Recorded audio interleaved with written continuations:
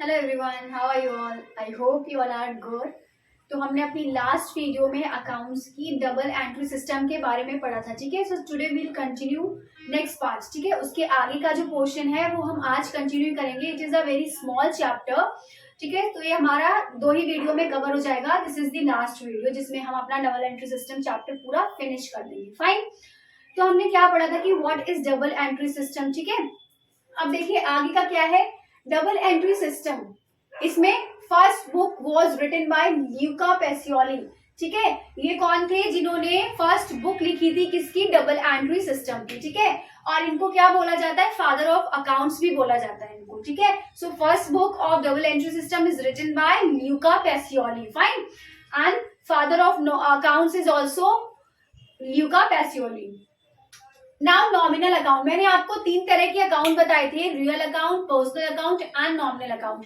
पहले 2 होते हैं कि पर्सनल एंड इम्पर्सनल, ठीक है। पर्सनल सिर्फ पर्सनल होता है और इम्पर्सनल में क्या होता है? रियल एंड नॉमिनल, ठीक है। 2 अकाउंट्स होते हैं, फाइन। अब देखिए पर्सनल अकाउंट्स कौन से होते हैं? जो पर्सन से रिलेटेड होते हैं। लाइक मैंने आपको एग्जाम्पल दिए थे, राम एंड श्याम, लाइक रेशु, या फिर जो भी है जिसका भी पर्सन का नेम है, जिसका अकाउंट है, इसको हम बोलते हैं पर्सनल अकाउंट, फाइन। अब रियल क्या होता है? रियल में क्या आता है? सारे असेट्स आते हैं, जैसे कि हो गया हमारा कैश, स्टॉक, ठीक है, बीआर, ये सारे क्या हो गए? हमारे एसेट्स हो गए। तो वो सारे में उसमें वो किस में आते हैं? रियल अकाउंट में। और नॉमिनल अकाउंट क्या होता है? सारे एक्सपेंसेस, लॉसेस, गेन्स, इनकम्स जो भी होती है वो हमारी किस में आती है? नॉमिनल में। अब देखिए नॉमिनल मैंने आपको कल इतना ही मतलब अपनी लास्ट वीडियो में इतना ही बताया था। उसके आगे का क्या होगा? नॉमिनल 2 तरह के होते हैं, tangible and intangible. Tangible assets कौन से होते हैं? विच कैन बी सीन और फील और टच, ठीक है।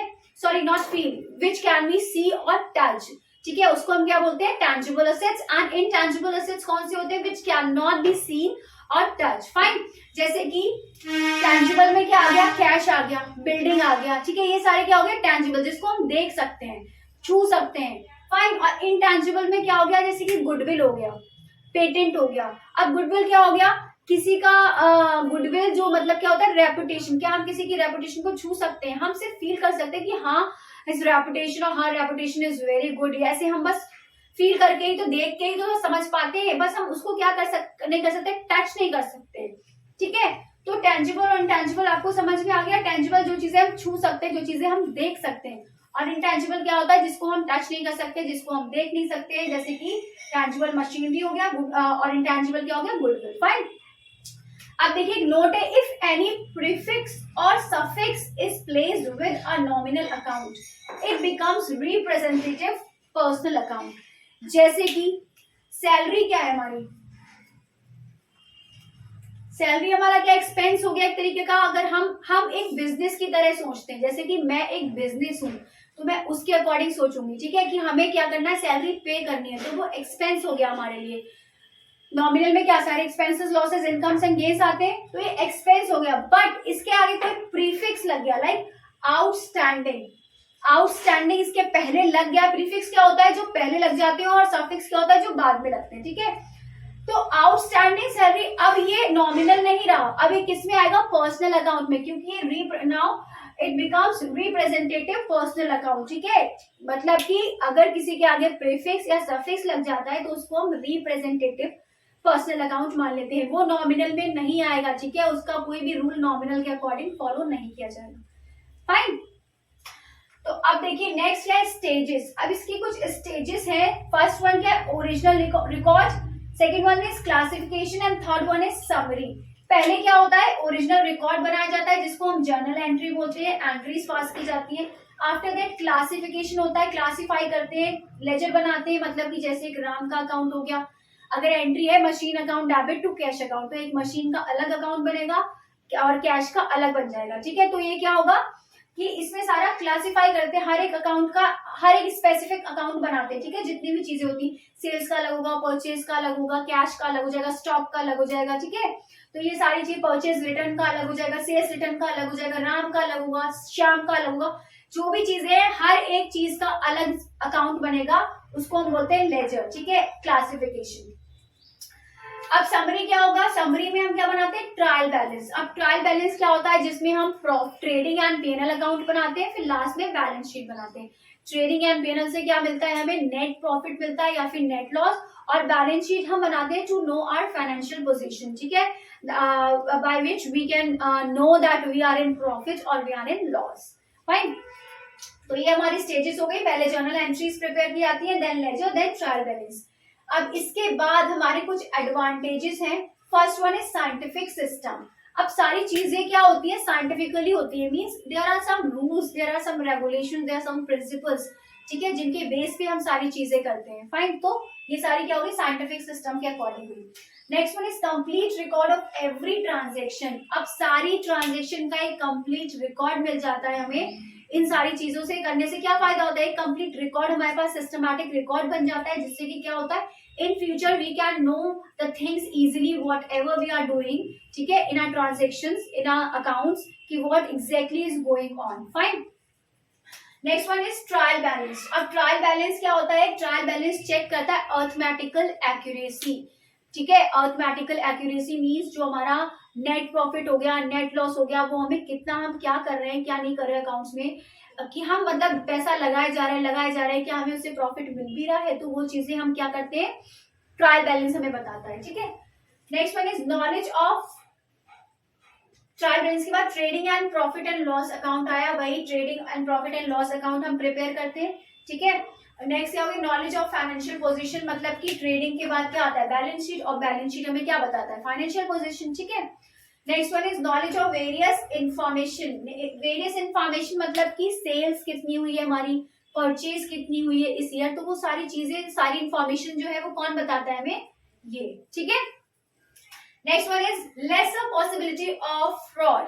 अगर हम सारी चीजें सिस्टमैटिक वे में करेंगे तो क्या होगा, जो फ्रॉड की संभावना होती है, हिंदी में ये बोलते हैं ना संभावना, तो वो क्या होगा, कम होगी, ठीक है, क्योंकि सारी चीजें जब सिस्टमैटिकली चल ही रही हैं तो उसमें क्या होगा, फ्रॉड का कोई चांस नहीं होगा।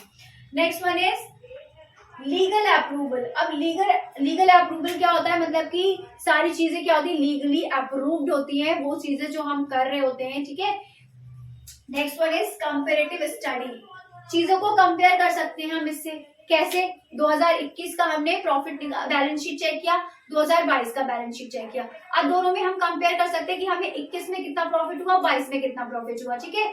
अगर हम 21 में लॉस में है तो हम 22 में क्या है, प्रॉफिट में, तो ये चीजें हमें पता चल जाती है, हम कंपेयर कर सकते हैं इजिली सारे अकाउंट्स को बनाने के बाद कि हाँ वी आर इन प्रॉफिट और वी आर इन लॉस, पिछले साल से हमें ज्यादा प्रॉफिट हो रहा है या फिर ज्यादा लॉस हो रहा है, ठीक है।